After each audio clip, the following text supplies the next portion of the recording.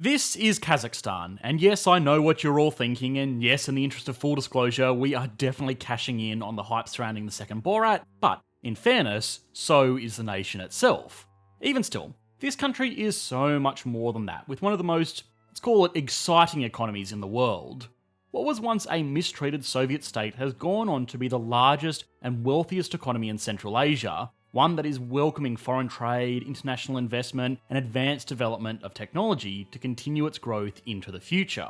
On top of this, it's a central member of one of the most interesting and influential, however overlooked, trading blocs operating in the world today. But of course, it's not been without its difficulties. It may very well be the most prosperous nation in Central Asia, but Central Asia is a rough old neighbourhood to be the king of, what with it being home to some dream destinations like Kyrgyzstan, Tajikistan, Turkmenistan and Uzbekistan, and also neighbouring countries like Pakistan and Afghanistan. Oh, by the way, a side note is that Stan, when translated from Persian, just means a land of. So Kazakhstan just kind of translates to a land of Kazakhs, which are the ancestral people of the nation. Hopefully that gives some clarity to this rather samey naming scheme in and around this area. But all of that's to say that Kazakhstan hasn't and won't have it easy in its quest to become a properly developed nation, but that doesn't mean that they can't do it. So, to see what's behind this country's stubborn development, we need to look at a few key areas. What went on under Soviet rule? What has the country been doing since the collapse of the Union? And what is their plan for the future? Oh, and of course, while we're here, we have to put the country on the Economics Explained national leaderboard. This episode of Economics Explained was made possible by our fans on Patreon. If you would like to gain early access to these videos before they're uploaded to YouTube, as well as participate in exclusive Q&A sessions, which are now held every Saturday at 9:30 Eastern Standard Time, please consider supporting our channel at patreon.com/economicsexplained. Now, if we look at Kazakhstan's place in the world, it is easy to see that it has not had a stable upbringing. To its north, there is Russia, east is the unstable Chinese region of Xinjiang, south is all of the various stans with all of their various problems, like Pakistan and India shaking their fists at one another constantly, and to top it all off, there is the Caspian Sea and the Ukraine to the west. If a rowdy neighbourhood wasn't enough, Kazakhstan is also the largest landlocked country in the world, which means it misses out on international trade via shipping, which is a huge disadvantage. The cherry on top is that its capital city is the second coldest in the world, between Ottawa in third and Ulaanbaatar, the capital of Mongolia, winning this very unwanted title. This doesn't mean that it's totally out of luck though. In fact, the country is home to some of the largest deposits of various natural resources in the world, and it has in many ways been able to use this less than ideal position to its advantage, a convenient trait that was exploited by the Soviets. Following the fall of the Russian Empire, the Kazakhs experienced a brief period of autonomy before eventually being subjected by Bolshevik rule and being folded into the USSR. For the first few years, not much changed in the region, but more and more controls eventually got placed on the state. Collectivism was forced upon the primarily agricultural region, where farmers who once worked for themselves were forced to work for the state. These farmers were forced to not only produce food for themselves and their communities, but also to help feed the people of the rapidly expanding Union, which, combined with poor management, meant famine was inevitable.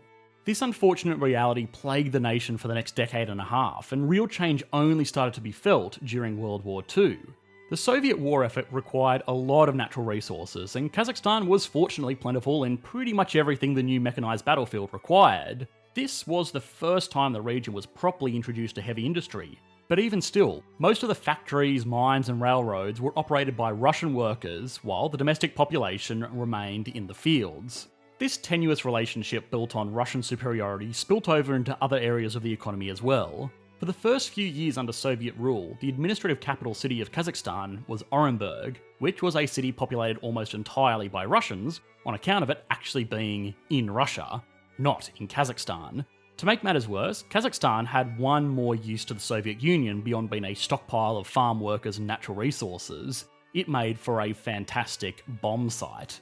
The Soviet nuclear program tested hundreds of weapons over decades in test sites all over Kazakhstan, causing untold ecological damage to the nation and its people. This program was actually kept pretty secret early on for obvious reasons, but the impacts were almost impossible to ignore long term.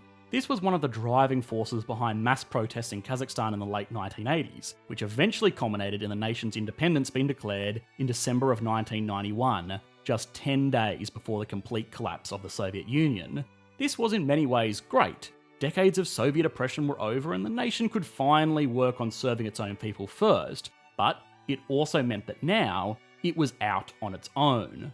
The economy of Kazakhstan shrunk drastically after the fall of the Soviet Union. The nation was at the time heavily reliant on natural resource exports to fuel production efforts in Russia, and in exchange they would receive equipment, infrastructure and skilled technicians to make this all work. With the Soviet Union gone, Kazakhstan lost this relationship, even as one-sided as it was. However, they still had their oil and natural resources, a point which was not lost on the Soviet-era leader turned president Nursultan Nazarbayev. Much like Russia and other ex-Soviet states, Kazakhstan had to embrace the free market pretty much overnight. Fortunately, this transition was assisted by a world that was desperate for their oil. Programs like Inogate, which saw oil and natural gas connections made to the newly formed European Union, gave the nation some much-needed bankroll. The European countries involved were more than happy to pay to have this infrastructure set up if it meant they had a cheap, and above all else reliable source of energy coming from the Caspian Sea, a luxury that was not afforded to them during the times of the Soviet Union. Europe did more than just act as a piggy bank too. The expertise offered by the partnership meant that the nation was able to massively ramp up production, which fueled a steady rise in GDP over the next decade. The nation, with its newfound expertise in digging stuff out of the ground en masse, was also uniquely positioned to take advantage of the massive growth in China leading into the 21st century. In just a few short years, Kazakhstan had developed thousands of miles of oil pipelines that would go to fuel growth centres in Asia, the Middle East, Europe, and even their old mates in Russia to the north. Now, this growth was great and all, but it did make the nation a wee bit over-reliant on oil wealth, and with this over-reliance came the usual problems of oil wealth. Regular manufacturing would already have had a hard time gaining traction in the nation on account of its poor geographic location for shipping. When it is considered on top of this that any industry would need to compete against the oil industry, it made substantial growth all but impossible. This is a phenomenon known as Dutch disease, and we have seen it time and time again on our videos covering nations with a large oil industry. Apart from Norway, because Norway is just perfect. But Dutch disease wasn't the only issue plaguing the nation. Rampant corruption and social tension had been bubbling away under the surface, but all of that tends to be ignored when the country is making lots and lots of money for everyone, which it was, until oil prices started collapsing. The revenue from Kazakhstan's core industry has taken a massive hit in recent years, despite production being stronger than ever, because the price of oil has effectively halved from where it was 10 years ago. This hit to the bottom line meant that those issues started to come to the forefront. The biggest amongst them was corruption. You see, the thing about corruption is that nobody really cares too much so long as everybody is getting rich. But as soon as that money dries up, fingers start to get pointed very quickly at who it was that squandered that oil revenue. The optics of corruption also negatively impact any other industries that could have had any hope to fill in the gaps left by the shrinking natural resource sector. Now, this has all hit Kazakhstan very hard, but where other nations had completely folded in on themselves, like Venezuela or other more unstable Middle Eastern states, Kazakhstan has maintained some level of stability. The nation's secret to weathering this storm has been its ability to get by with a little help from its friends. Kazakhstan is a member of the CIS, or Commonwealth of Independent States, which is a group made up of a select number of ex-Soviet nations. These nations that make up the CIS have developed agreements very similar in nature to the European Union to trade freely back and forth between one another, not only in goods and services, but also in labour, allowing for the efficient allocation of expertise to developing industries. One of the key industries that has come out of this is spaceflight. Given their ongoing relationship, Kazakhstan houses one of the most active space launch sites in the world, serving both Russian space expeditions as well as a host of private ventures like the United Launch Alliance. Now, the relationship between all of the different CIS states is unbelievably complicated. It makes Game of Thrones look like a dinner party. But the takeaway here is that everybody is surprisingly cool with Kazakhstan. This kind of popularity extends beyond their ex-Soviet comrades as well. Kazakhstan is one of the very few nations in the world that has strong diplomatic and economic relations with China, Russia, and the United States. The United States was actually the first country in the world to recognise Kazakhstan's independence in 1991, and this was for the same reason they are such great friends today. The US was very keen to rubber stamp the death of the Soviet Union. Russia, of course, has its CIS relationship, and China is also more than happy to extend the olive branch to Kazakhstan because it is such a central piece of its Belt and Road Initiative. We have spoken of the Chinese Belt and Road Initiative many times on this channel before, but in brief, it's a plan by the Chinese government to build road, rail and ocean connections from mainland China, across Asia and the Middle East, all the way to Europe to build strong, stable trade routes. If you want to learn more about this, go and watch our video on why China will be the big winner in 2020. Now, this is important to Kazakhstan for a few reasons. Firstly, of course, its terrain and position in the world make it a logical place to run those roads through. This would open up a world of possibilities. You see, up until now, it's been pretty difficult to get anything other than oil out of Kazakhstan.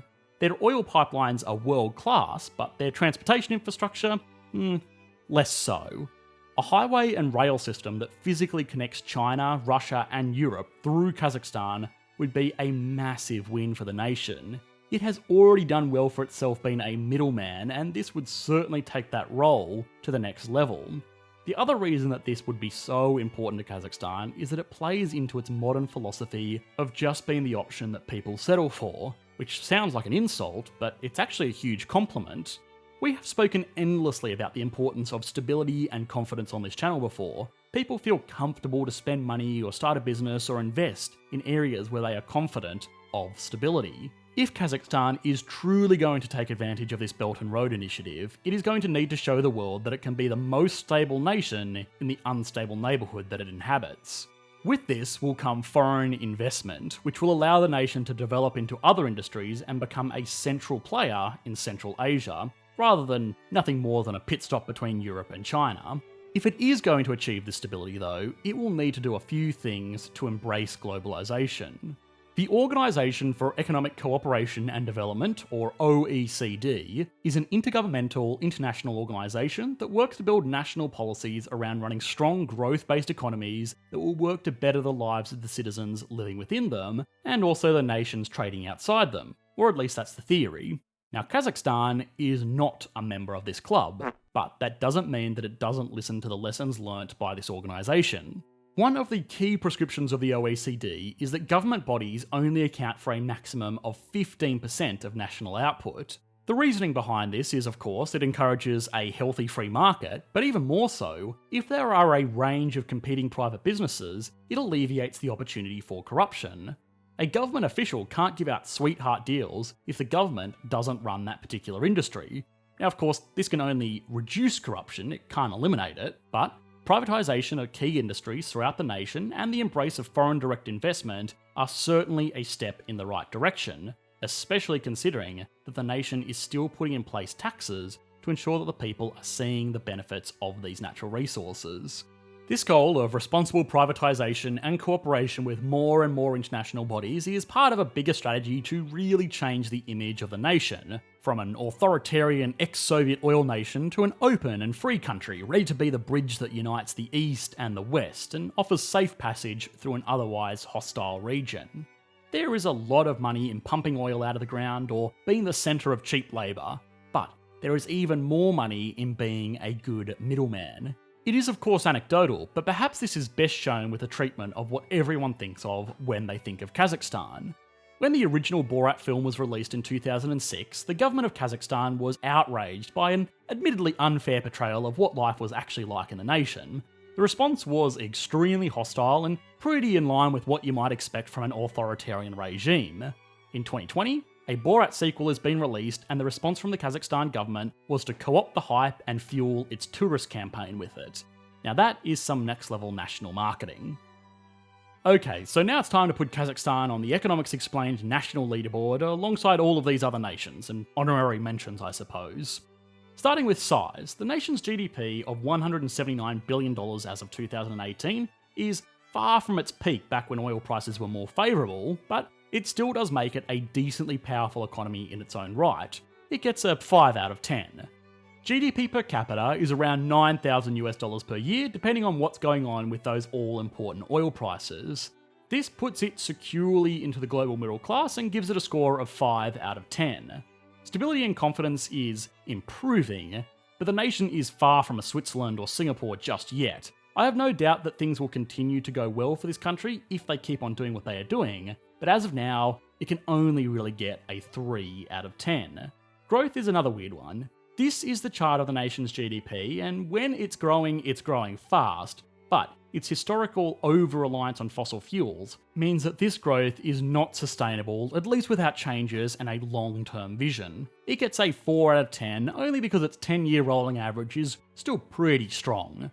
Finally, industry. Well, oil and gas is great, and it has propped up the economy through some times of less than stellar management, but one industry does not an economy make, and until it can establish itself as the bridge between East and West, it can only get a 3 out of 10. All in all, this gives Kazakhstan an average score of 4 out of 10, putting it into last place on our leaderboard, at least so far. But let's walk away from this calling it a very exciting work in progress, rather than a finished masterpiece right now. The economy of Kazakhstan is something worth exploring for so many different reasons. In less than 30 short years, the nation has managed to place itself quietly at the centre of some massive global developments, both metaphorically and literally. The nation has the potential to act as a friendly middleman, but getting that role will involve a leap of faith. It is easy to run a government fueled by oil money. The leaders of such nations can make themselves, as well as their friends and family, very rich, so it's a tempting proposition, but it's not one that can last forever. Casting aside that temptation, in order to make the transition to an economy with light government influence and an economy reliant on being a stable safe house for global trade, will likely pay off, but it certainly won't be an easy transition. Either way, Kazakhstan will be an economy to watch because, if nothing else, it will be a strong indicator of just how well the world is getting along. Hi guys, I hope you enjoyed the latest video. If you did, please consider liking and subscribing. This video is made possible by our patrons over on Patreon, so if you enjoy these videos, please consider supporting the channel like these awesome people did. Thanks guys, bye.